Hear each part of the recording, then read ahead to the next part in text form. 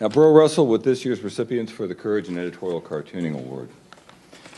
Thank you very much. I'd like to, because our organization depends on donors and the goodwill of many people, I've got to read a little bit of thank you notes here, starting with my beautiful wife, Hemamali.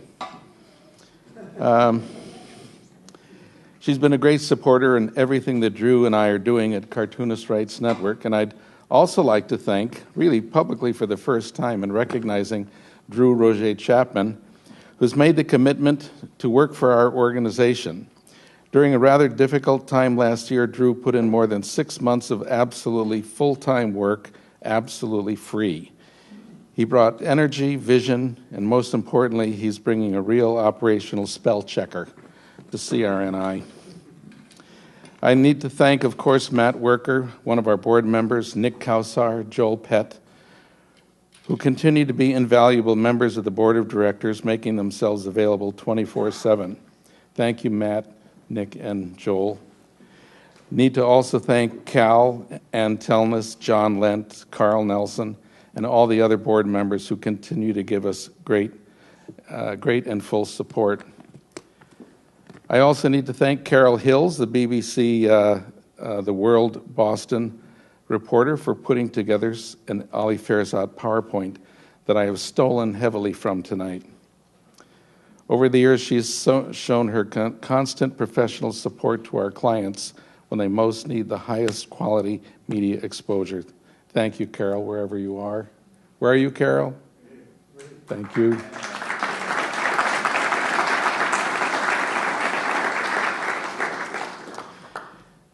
This year, the board of directors selected Syrian cartoonist Ali Farzad and Indian cartoonist Asim Trivedi as our award winners. I'm going to show you a few slides of the cartoons that got Ali Farzad into trouble, and then Drew will give you an accounting of Asim Trivedi's travails, oh, we'll have to work with that, and other free speech challenges in India.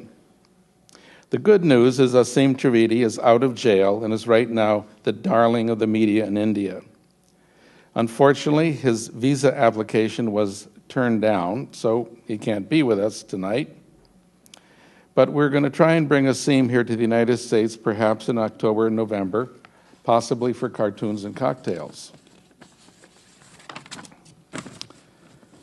Ali Farzad is also not here, a deep disappointment, as so many of us want to meet him. But due to circumstances beyond his control, like the thing in Syria, he can't be here. Bad timing all around, but with one guy under a death threat and his family still at risk, and another guy just a day or so out of the slammer, we're all going to have to understand. This is fairly self-explanatory. This is what was going on in Syria some time ago. I believe this says reform. Yes, this is how Syrians are going to get their reform. When the state comes down heavy on you and they kick you in the butt, this is the result. Ali was already a very celebrated cartoonist in North Africa and the Middle East, and he was very well recognized in Europe as well. Before the Arab Spring and the revolution in Syria, most cartoonists in North Africa would always represent power by something like this boot. You'd never seen a picture of the big man.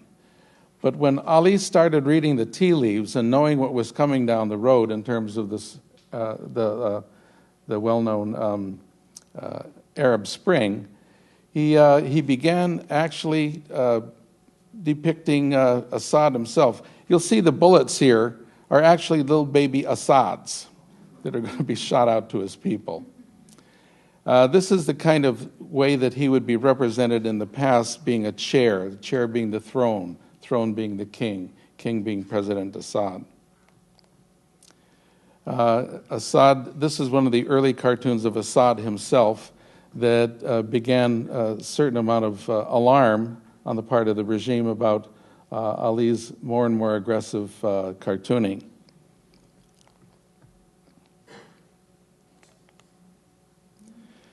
This is a cartoon about negotiating with the government.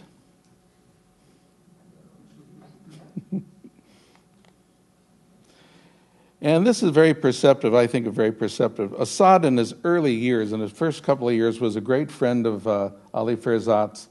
They were buddies, they worked together. Assad encouraged him to start a satirical magazine. But when Assad began to unlock the pent-up passions and a desire for democracy in his people, I think he found that the situation was a little more than he could handle. And within a couple of months of starting the magazine, it was shut down. This is the cartoon that broke the camel's back. This is President Bashar al-Assad on the side of the road with his packed suitcase, hitching a ride for Muammar Gaddafi, who seems to be getting out of Dodge rather quickly. After this cartoon went around, this is when Ali Ferzat was dragged out of his car. I think most of you know his story. Dragged out of his car to an abandoned field about a couple of hundred yards off the road, beaten senseless for about 45 minutes. And then as they dragged him back to his car, one of them stood over him and said, "This is a special reminder for you not to be making fun of your betters, your masters." And they broke his fingers. They took the baton and broke most of his fingers. He was picked up off the side of a road by a passing driver, taken to a hospital where he was attended to. They did emergency surgery on his face and his hands. He recovered somewhat, and then he went to Kuwait for extensive rehabilitation, and he is there now living fairly safely as a guest of the Kuwaiti government, and he is now a persona non grata back in Syria, where most of his family still is. I would like to invite Zunar. Because Ali Ferzat is not here, we've asked Mr. Zunar from Malaysia, last year's winner of our Courage Award, to come up and read a statement from Mr. Ferzat. Zunar?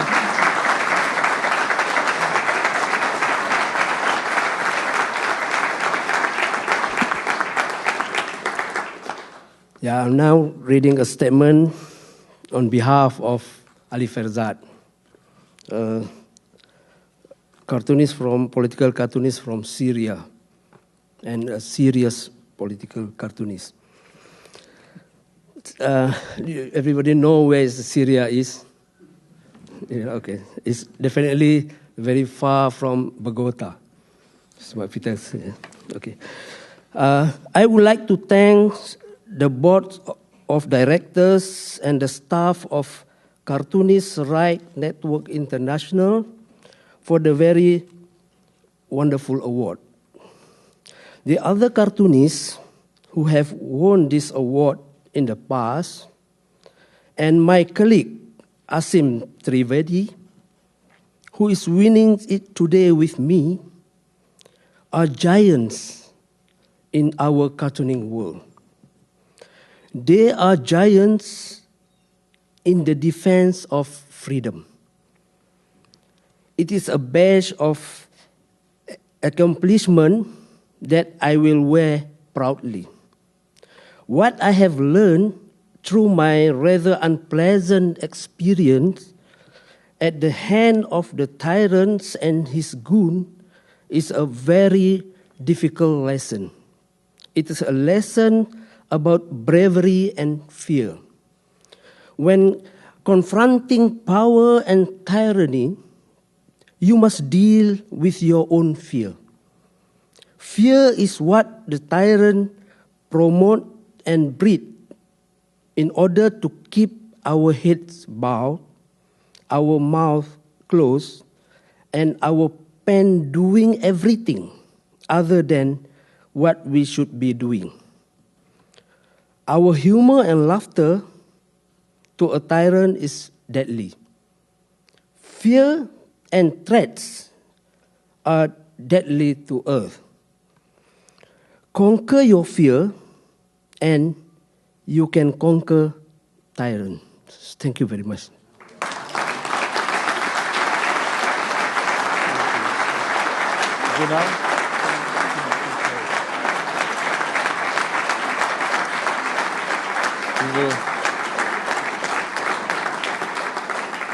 He's a very remarkable man.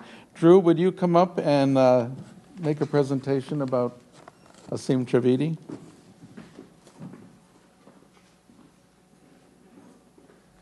It is my sincere honor to talk to you all a little bit about our second recipient of the 2012 Award for Courage in Editorial Cartooning, Indian cartoonist Asim Trivedi. As you know, Asim couldn't be with us today because of a little legal matter that he's attending to at the moment. Unfortunately, Asim's case is not the only story of Indian intolerance and censorship over some cartoons. From the banning, partially successful banning, of editorial cartoons in high school textbooks, to the harassment of two gentlemen who merely emailed the most innocuous cartoon you can possibly imagine.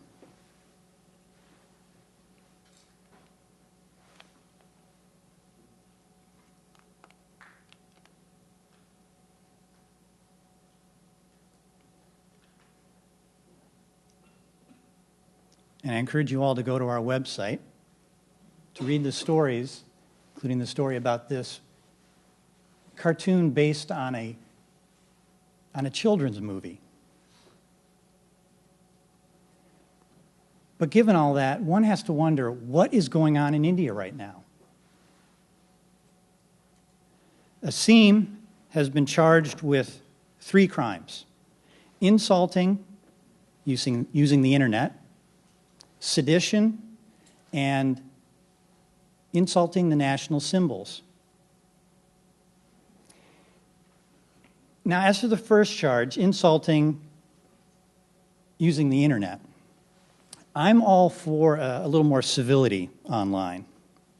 But India, how are you planning on enforcing this, and how many jail cells are you planning on building in order to enforce this incredibly vague law?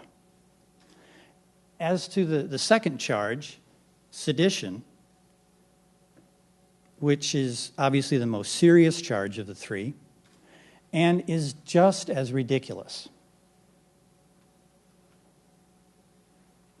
Asking our politicians, demanding our politicians to keep their hands on the tiller and not in the public's treasury chest is patriotism, not sedition.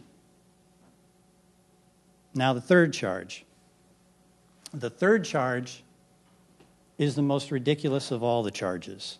Admittedly, Asim's cartoons, like this one, at least some of them, are, as my very charming and very English parents would say, are not everyone's cup of tea. But they certainly don't insult either the institutions or the symbols of the Indian state. Quite the contrary. Asim puts them on a pedestal. He's simply saying that the current crop of politicians in India just aren't good enough for his beloved country.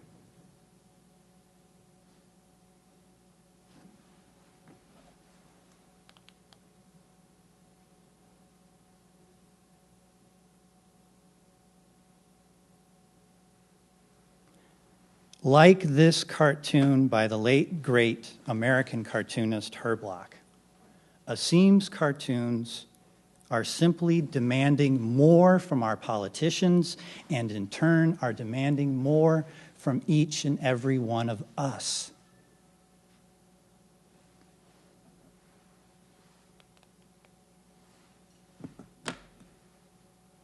To Asim, I'd just like to say, as a fan of editorial cartoons and as a participant of the Damn Cartoons Convention, this is a damn good cartoon. Incredibly clever. So, Asim, for your courage, for telling truth to corrupt power, and for not backing down. Congratulations for being the co-recipient of our Courage Award.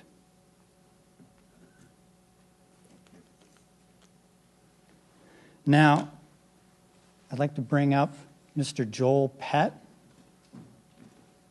to hand out our Courage Award.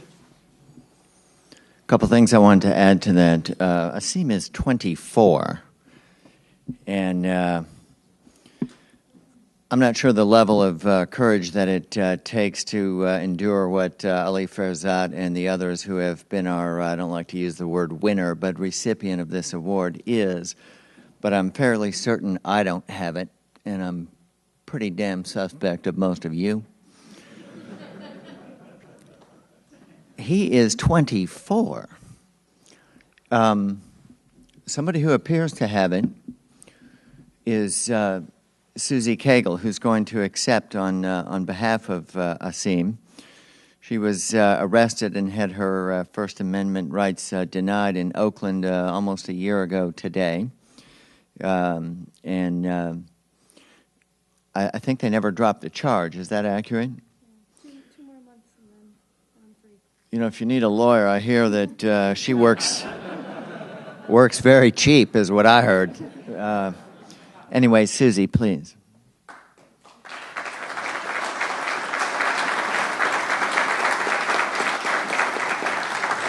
I would just really like for all of us to thank the Cartoonist Rights Network for the extremely, extremely important work that they do. There are no pens in jail.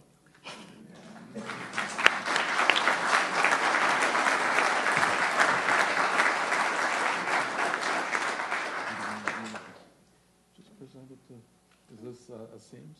Yeah, it's Asim. Right? Photo op.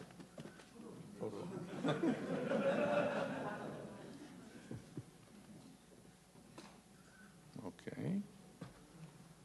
And, yeah, you take it, Susan.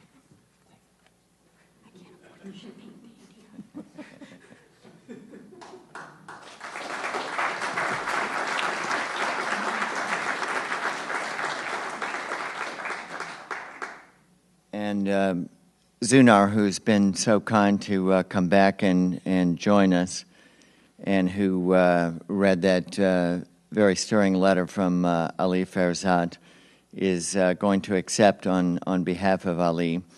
For those of you who don't know Zunar's story, he is a Malaysian cartoonist who was last year's recipient of this award, and he is